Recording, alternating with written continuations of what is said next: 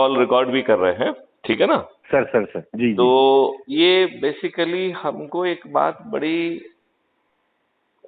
समझदारी से समझना होगी कि हमारे साथ षड्यंत्र हुआ है।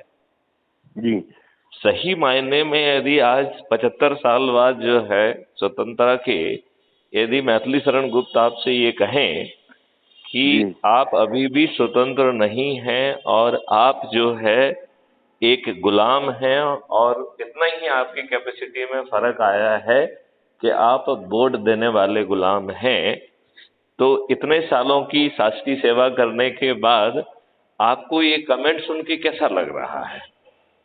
मतलब किस हद तक आप इससे सहमत हैं, कितने बिल्कुल हद तक आप नहीं नहीं, असहमत मैं हैं? हाँ?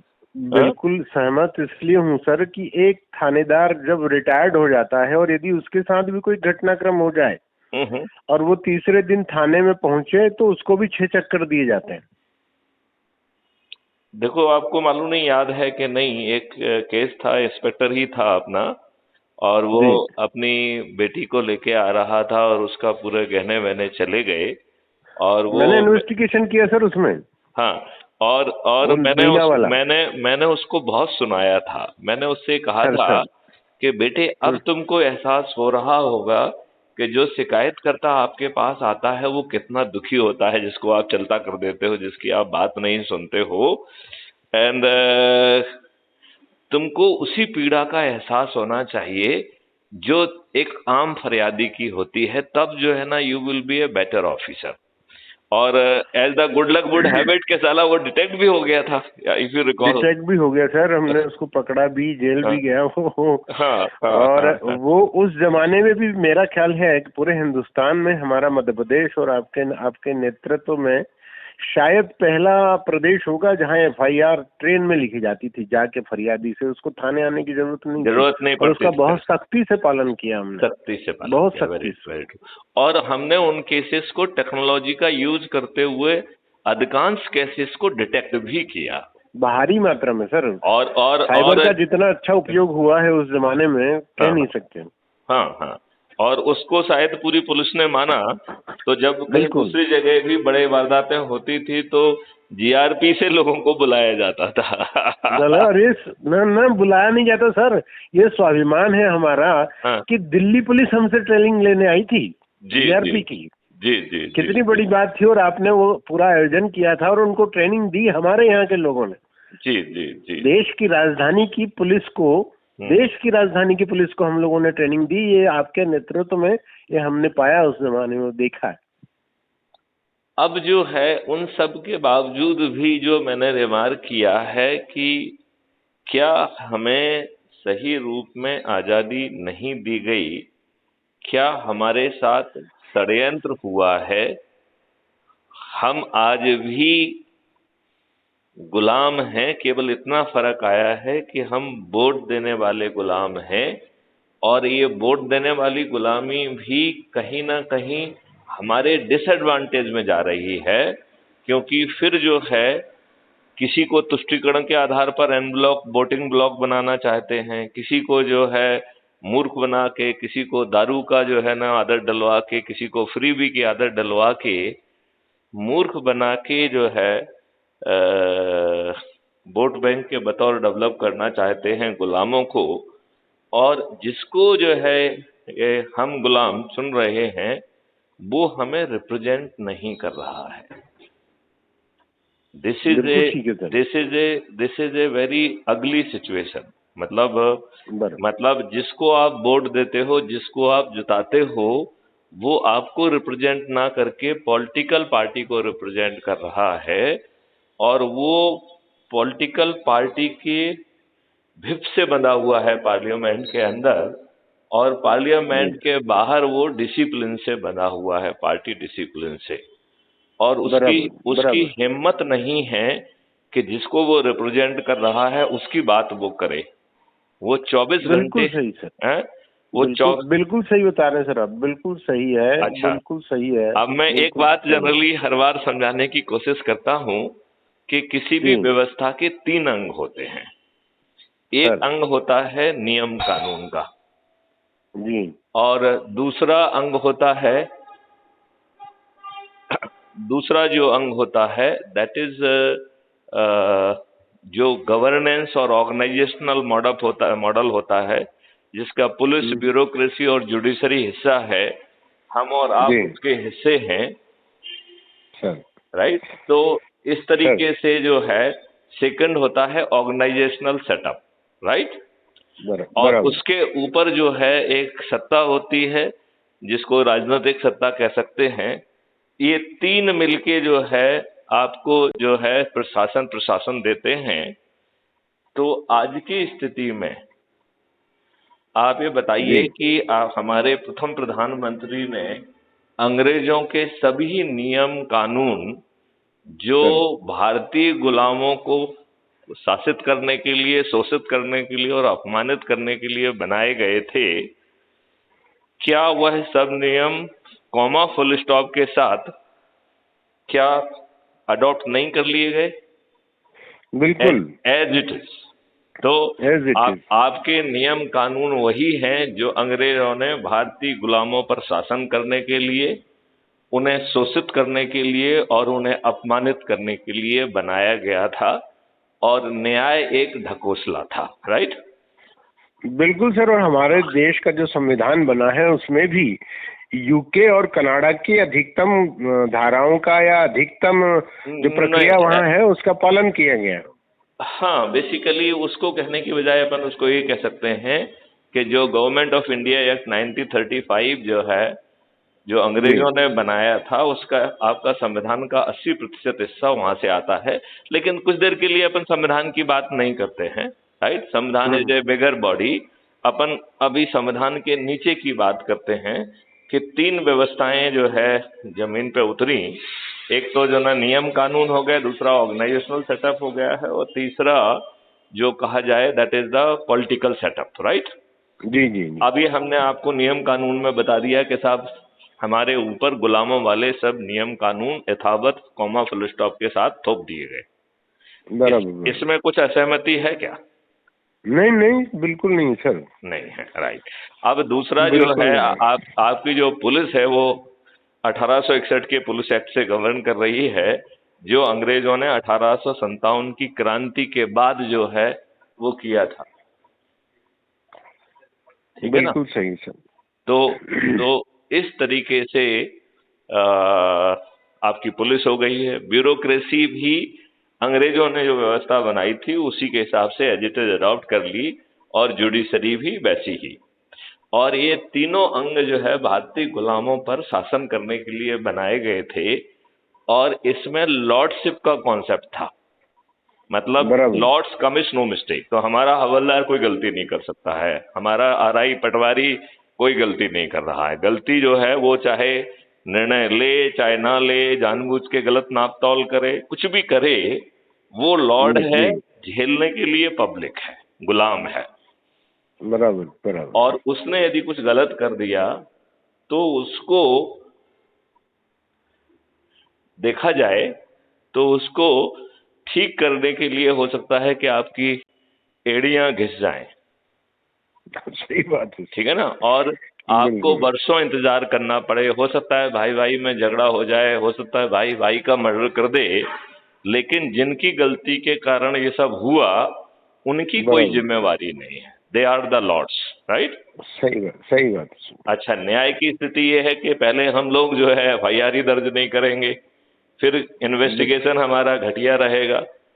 बहुत सारी जगह हम लोग धन से प्रभावित होते हैं, राइट। बिल्कुल। तो कहीं धन से प्रभावित होते हैं, कहीं बल से प्रभावित होते हैं, कोई राजनीतिक बल होता है, कोई दूसरा बल होता है। तो इस प्रकार जो व्यवस्था है वो लॉर्डशिप की है और गुलामों पर शासन करने वाली है, राइट। अब तीसरा अंग पे आते हैं, राजनीति पर, राइट। तो राजनीति जो है, संविधान की तो ऊपरऑल ओवरऑल व्यवस्था हो गई कि साहब डेमोक्रेसी है, ये है वो है, सांसद होगी, फलाना होगा, अमका ढका, ठीक है ना। जी जी। प्रेसिडेंट होंगे, फलाना होगा, उसको अभी 2 मिनट के लिए अपन भूल जाते हैं। मेन व्यवस्था जो है वो पॉलिटिकल पार्टी सिस्टम से आई, जो कि एक एक्ट के माध्यम से आई जिसका नाम है पीपल्स रिप्रेजेंटेटिव एक्ट 1951। इस बात से आप सहमत हैं? बिल्कुल, है ना। और उसमें जो है पॉलिटिकल पार्टी कैसे बनी? रजिस्ट्रेशन के आधार पर, और उसमें और कोई ऐसी कवायद नहीं रखी गई जिससे हमारी पॉलिटिकल पार्टी राष्ट्रीय बनी रहे, वो कुछ गड़बड़ी ना करें, वो जो है उनमें इंटरनल डेमोक्रेसी हो। ये सब प्रावधान ना रखने के कारण और उसमें पार्टियों को ढेर सारे बेनिफिट देने के कारण आज पॉलिटिकल पार्टियों की मशरूमिंग हो गई है। हो गई कि नहीं हो गई?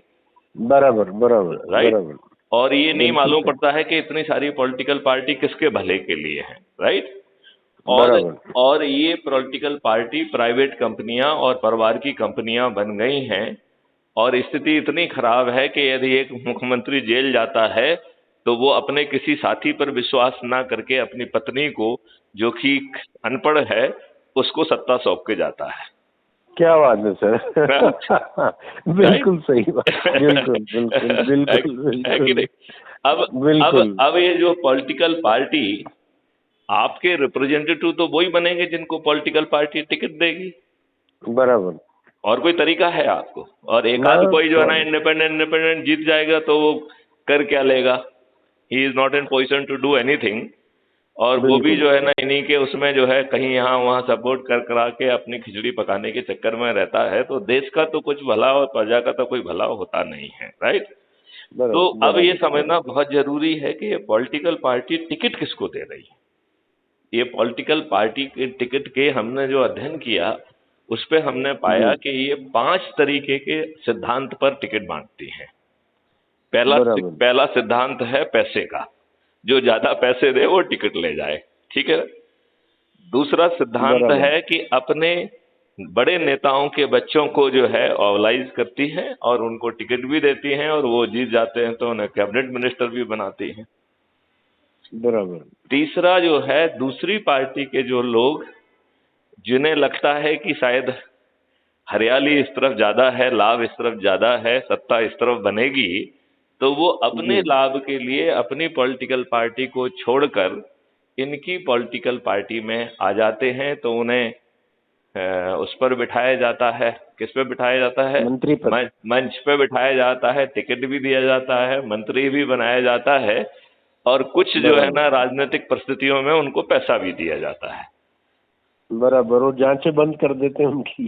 करेक्ट। उनको जितने भी लाभ एक्सटेंड हो सकते हैं, जो आपने कहा है कि उनके पुराने जो है जितने भी पाप हैं उनको छिपाने से लेके जो कुछ भी संभव है वो सब उनको एक्सटेंड किया जाता है। बिल्कुल। एग्री है ना? बिल्कुल।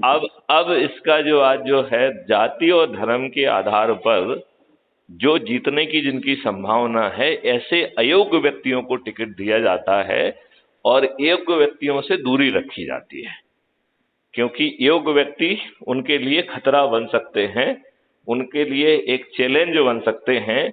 लिहाजा जाति और धर्म के आधार पर अयोग्य लोगों को प्राथमिकता दी जाती है। इस बात से सहमत हैं आप? बहुत बहुत बहुत पहले से ही सर, जब चौधरी चरण सिंह इसमें सत्ता में हुआ करते थे तो उनका एक नारा था, वोट और बेटी जाति में दोहरी। वोट और बेटी अपनी जाति में दो। और उसी सिद्धांत के आधार पर लोगों ने जो जातिवाद सिर पे चढ़ के बोलने लगा इस देश में, वो यही कारण रहा कि जिस जाति के की जनसंख्या जिस विधानसभा क्षेत्र में ज्यादा है उसमें योग्यता के सारे मानदंड समाप्त करते हुए उसी व्यक्ति को चुना जाता है, उसी व्यक्ति को टिकट दी जाती है जो उस जाति का प्रतिनिधित्व करके और उस पार्टी को जिता सके। बिल्कुल आपने सही कहा। तो हम उन्हीं सिद्धांतों की तो बात कर रहे हैं ना जी। वो कोई चौधरी चरण सिंह का हो सकता है, कोई कहीं का हो, अब वो राजनीतिक सिद्धांत हो गए ना। बिल्कुल राजनीतिक सिद्धांत हो गए। तो वो तो जैसे फिजिक्स के सिद्धांत होते ऐसे ही राजनीतिक सिद्धांत हो गए हैं। बिल्कुल सही और हो गया। अब जो 5वां सबसे बड़ा जो वो हुआ, देखो जब नेहरू जी ने सत्ता संभाली तो उन्होंने भारत की पॉपुलेशन को 4 हिस्सों में बांटा। राइट जी। एक हिस्सा वो था जिसको ये घुट्टी पिलाई गई कि हमने आपको आजादी दिलाई, लिहाजा आप हमारे वोट बैंक हैं, हमको वोट दीजिए। ठीक है ना? बिल्कुल बिल्कुल। दूसरा जो है एक वर्ग वो था जिसमें जो है उन्हें तुष्टीकरण के आधार पर फंडामेंटल राइट से लेके हर चीज को किनारे रखते हुए उनके फेवर में नियम कानून से लेके हर चीज बना के उनको तुष्टीकरण किया गया और उन्हें सिर पे बिठाया गया और उन्हें वोट बैंक की तरह डेवलप किया, राइट?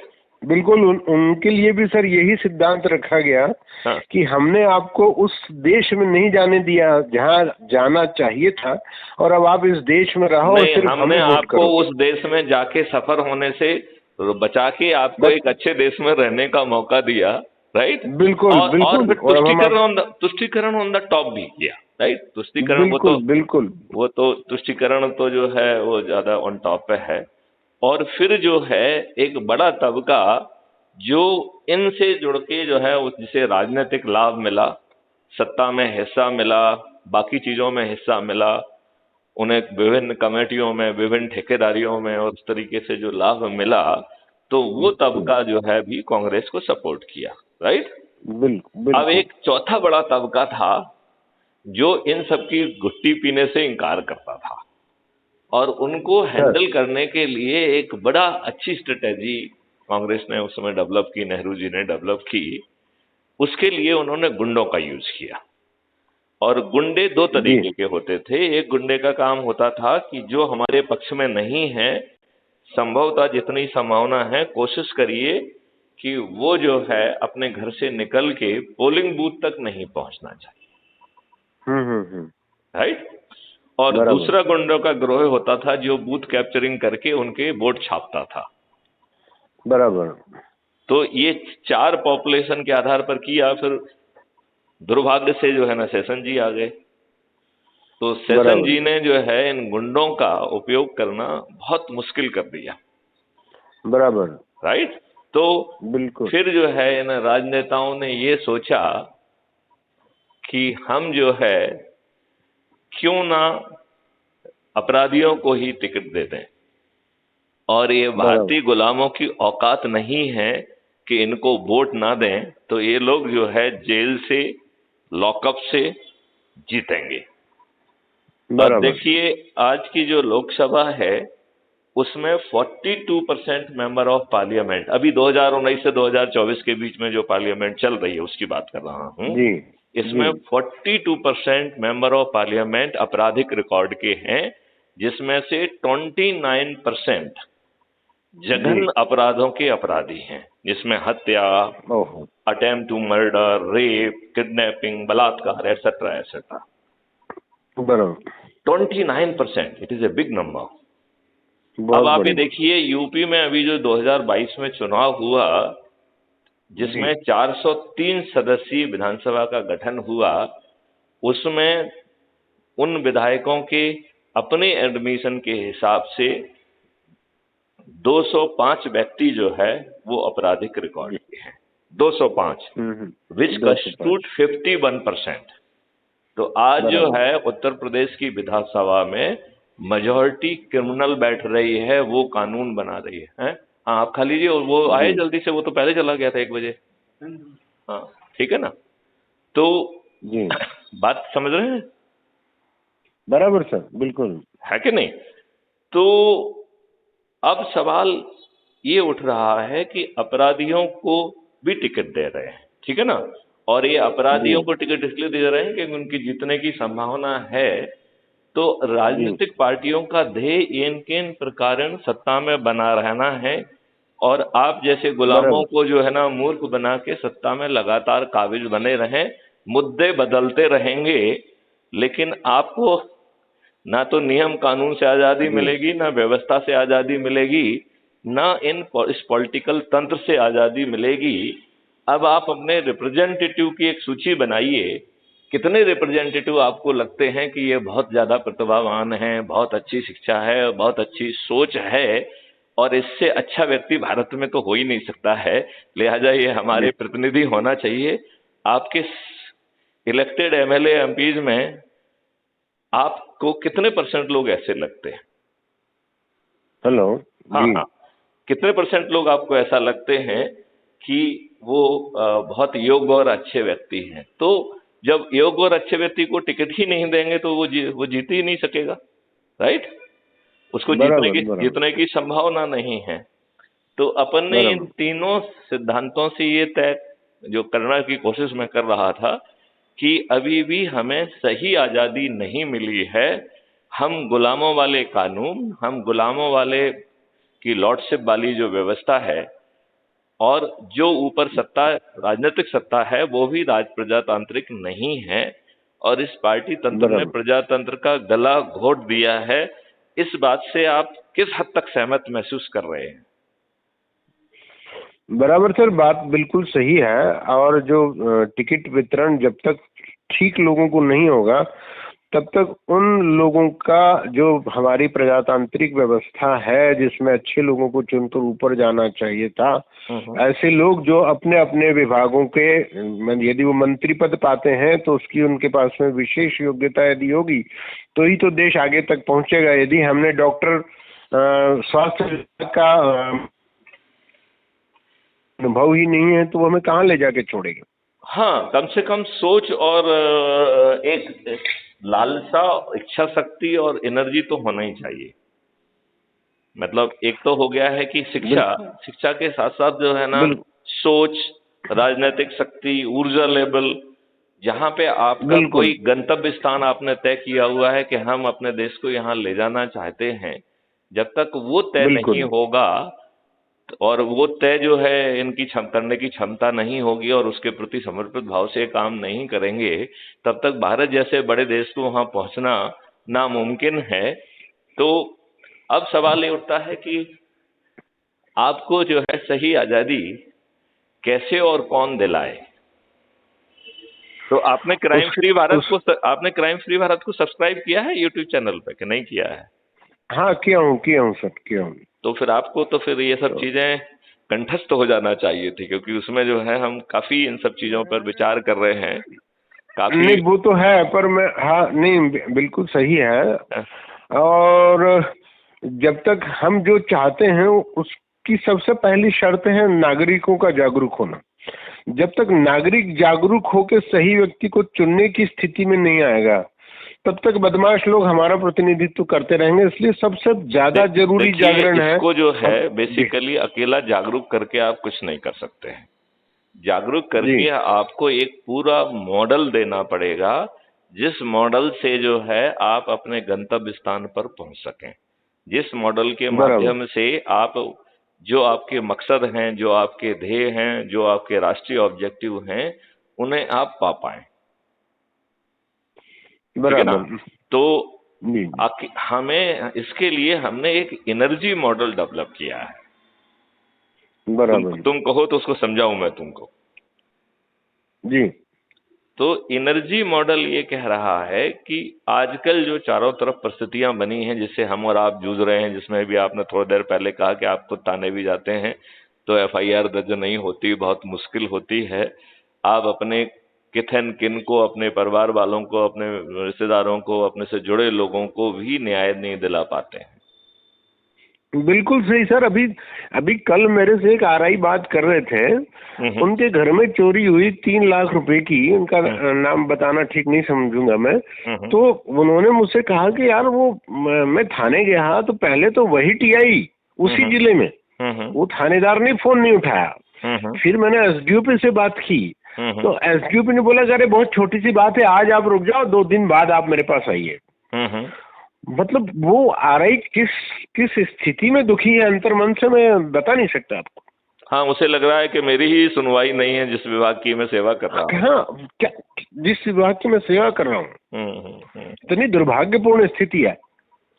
तो अब इसको बदलने के लिए हमें एक पूरा फुल फ्लेज मॉडल उतारना पड़ेगा।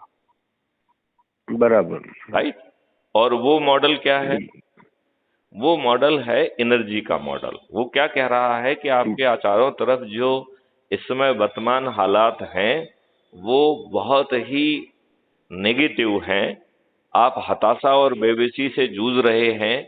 जो आपराधिक शक्तियां हैं, जो दुष्ट शक्तियां हैं, उनका बोलबाला बढ़ गया है। वो जो है राजनीतिक और अन्य लोगों से मिलके अत्याचार करने के हद तक जो है आगे बढ़ गए हैं। चारों तरफ जो है भ्रष्टाचार से लेके, बेबसी से लेके, कहीं सुनवाई नहीं हो रही है। जब तक आप किसी दरबार से जुड़ के और उनका उपयोग करके जब तक आप जो है ना, तब आपको राहत नहीं मिलेगी। तो आदमी इन के इन प्रकारेण अपना जीवन का निर्वहन कर रहा है, और ऊपर से महंगाई और टैक्स की मार उसको और मार रही है। बराबर। राइट। तो अब इसका तरीका केवल यही है कि हम अपने अंदर की एनर्जी को जागृत करें। राइट। हमारी आत्मा बराबर। है, और वो आत्मा के साथ एक एनर्जी है जो कि हम सबको जिंदा रखे हुए है। उस एनर्जी को बराबर। हम यदि ऊर्जाकृत करेंगे और अपने आप को सकारात्मक करेंगे, तो हमारी नेगेटिविटी कम होगी, हमारी हताशा कम होगी, हमारी बेबसी कम होगी, और हम सकारात्मक हो जाएंगे। तो हमारा सोच और रुझान बदलेगा, हमारा फोकस और कंसंट्रेशन बदलेगा, जिससे हमारी प्रोडक्टिविटी बढ़ेगी। हम जो भी काम कर रहे हैं, शायद हम उसे आज की तुलना में बेहतर ढंग से कर पाएंगे, और इफिशियंसी और प्रोडक्टिविटी बढ़ने के कारण शायद हम आज से ज्यादा धन लाभ भी कमा पाएंगे। राइट। बराबर। बराबर। दूसरी बात है कि ये जो एनर्जी का जो मॉडल है, इसमें किसी से नेगेटिव बात नहीं की जा रही है। राइट। तो ना तो किसी से ये कहा जा रहा है कि भाई आप पैसे दीजिए, ना किसी से ये कहा जी। जा रहा है कि आप सब चक्का जाम करिए, ना कोई ये कह रहा है कि साहब आप धरना दीजिए, ना कोई जुलूस बराबर। निकालने के लिए कह रहा है, ना कोई दिल्ली जाने के लिए कह रहा है, ना कोई जंतर मंतर पे इकट्ठा होने के लिए कह रहा है। तो आपसे कोई भी नेगेटिव बात नहीं की जा रही है, लिहाजा इसमें 100% जनता जुड़ सकती है, इंक्लूडिंग शासकीय सेवक। राइट। क्योंकि शासकीय बराबर। सेवकों का भी कोई भी ऐसी बात नहीं कही जा रही है जिसमें किसी कंडक्ट रूल का वायलेशन हो। राइट। बराबर। अपनी बराबर। एनर्जी को जागृत करना कोई कंडक्ट रूल का वायलेशन है क्या? नहीं है, नहीं नहीं। है। अब इसमें जो दूसरा काम करना है, वो काम करना है अपने प्रभाव क्षेत्र के अपने से जुड़े लोगों को, जो कि बरसों से आपसे श्रद्धा रखते हैं। जैसे आपने मुझे बराबर। फोन किया, तो कहीं ना कहीं आपके दिल में कोई ना कोई सॉफ्ट कॉर्नर है कि हमने साहब के साथ बराबर। काम किया है, साहब से कुछ सीखा, साहब से कुछ पाया, जो कुछ भी है। राइट। जी जी तो जी वो जी। जो प्रभाव है, आप लोग जैसे आप हमारे प्रभाव क्षेत्र के ही व्यक्ति कहलाएंगे कि आप हमारे प्रभाव में रहे, हमारा आपस में जुड़ाव रहा, और वो वर्षों का जुड़ाव है। राइट। जी हाँ। तो हमारा फिर ये कर्तव्य बनता है कि जो लाभ हमको एनर्जी मॉडल के कारण मिला है, वो लाभ हम अपने प्रभाव क्षेत्र के लोगों को ऊर्जाकृत करके और संकल्पित करके उन तक पहुंचाएं। बराबर। बराबर। तो इसमें जो कॉन्सेप्ट है कि एनर्जी के कारण आपके अंदर जो है चुंबकीय शक्ति पैदा होगी, और जब एक चुंबक बराबर। अपने प्रभाव क्षेत्र में जाता है, तो उसके प्रभाव क्षेत्र में जो भी लोहा उसके नजदीक आएगा, उसका बराबर। हर पार्टिकल अपने स्थान पर ही नॉर्थ साउथ को जो है रीअलाइन करके चुंबकीय गुण हासिल कर लेता है। ये तो फिजिक्स का बराबर। सिद्धांत है, इसमें कोई कंफ्यूजन की तो बात होना नहीं चाहिए। राइट। बिल्कुल तो बिल्कुल। इसी तरीके से हमें अपने प्रभाव के चक्रों के लोगों को अपनी ऊर्जा के माध्यम से चुंबकीकृत करके गुण जो है ना उनको देते हुए फिर उन्हें प्रेरित करना है कि वो अपने प्रभाव क्षेत्र के लोगों को जोड़े। बराबर। बराबर। राइट। अब बराबर। सवाल ये उठता है कि आप कहेंगे यार साहब हमारे प्रभाव क्षेत्र के लोग, हमने बात की है यार, उनमें तो वो तो कोई बात ही नहीं करते हैं, वो तो उनमें कोई वो ही नहीं है, उनको कुछ नहीं। तो हमने इसको दो भागों में बांटा। आपके प्रभाव बराबर। क्षेत्र में एक तो लोहा है और दूसरा पत्थर है। राइट।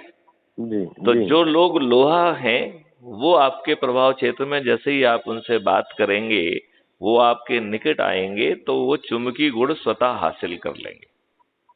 जी। है कि नहीं? बराबर। बराबर। ओके। तो बराबर। बराबर।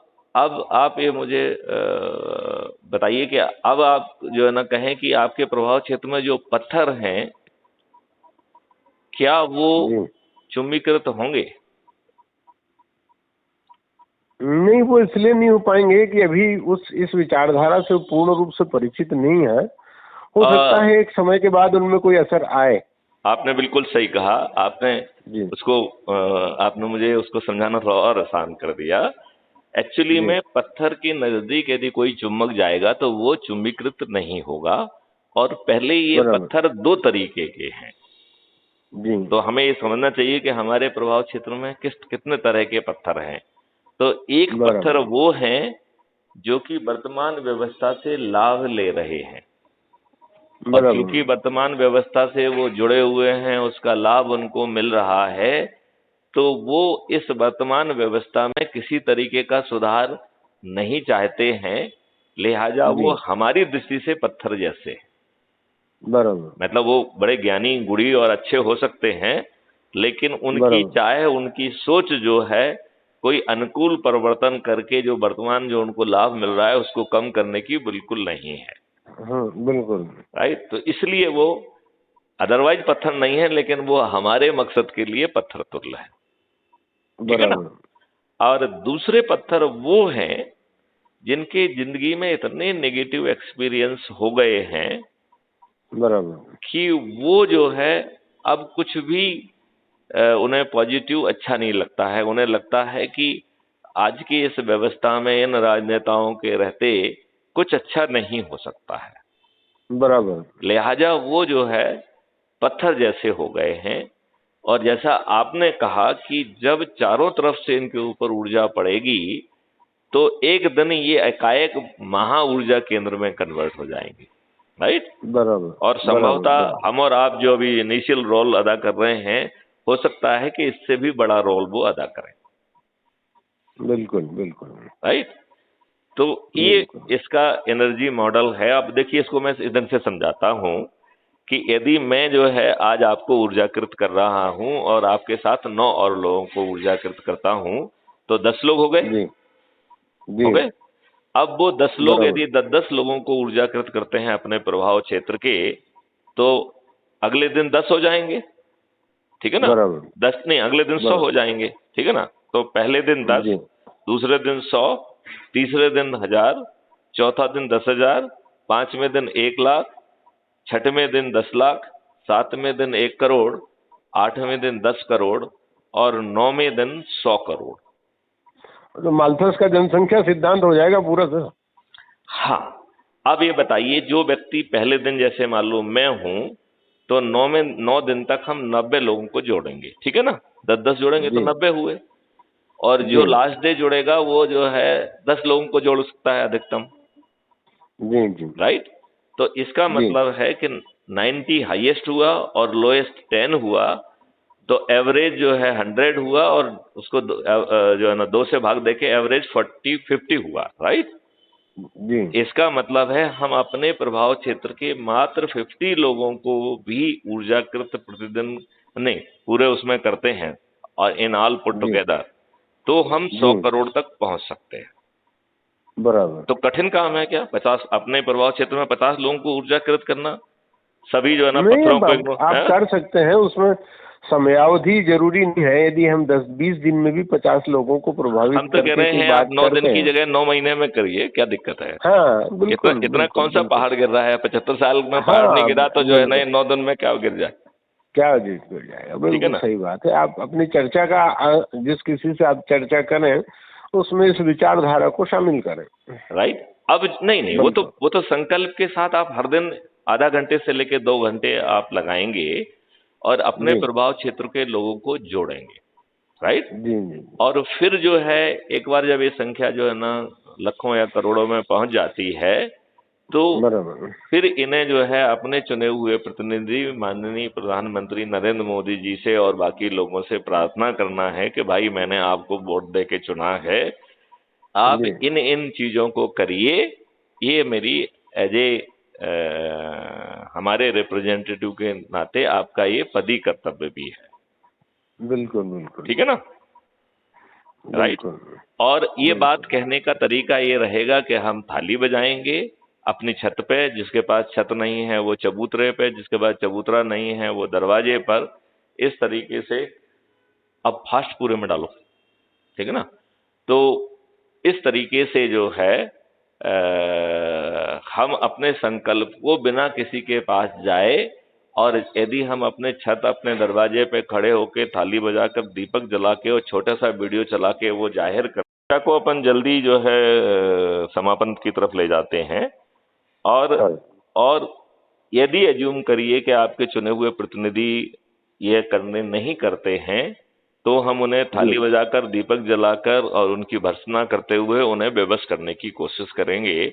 और वो भी रामचंद्र जी के, हमारे मर्यादा पुरुषोत्तम रामचंद्र जी ने जो रामचरितमानस में हमको सिखाया है, जिसमें उन्होंने समुद्र से कहा है कि विनय न मानत जलधि जड़ गए 3 दिन बीत, बोले राम सकोप तब सकोप बस, भय बिन होए न प्रीत। राइट, भय बिन होए न प्रीत। राइट। तो हम जो है, जब इतने जो है ना 100 करोड़ लोग थाली बजाकर, दीपक जलाकर और भर्त्सना का जो है वीडियो चलाएंगे, तो हमारे जनप्रतिनिधि निश्चित रूप से जागृत होंगे और भयग्रस्त भी होंगे।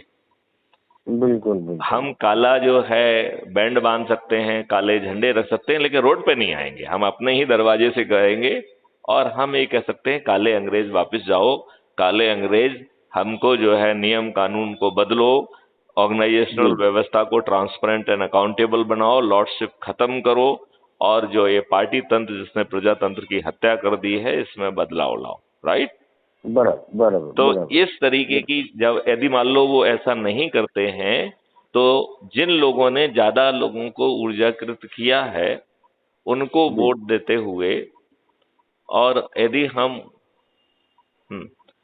उनको वोट देते हुए और उनको जो है टिकट देते हुए, और अपने जो है संकल्पित ऊर्जा केंद्रों के माध्यम से, क्या बिना चुनाव प्रचार के हम संकल्प के आधार पर अपने लोगों को नहीं जिता पाएंगे?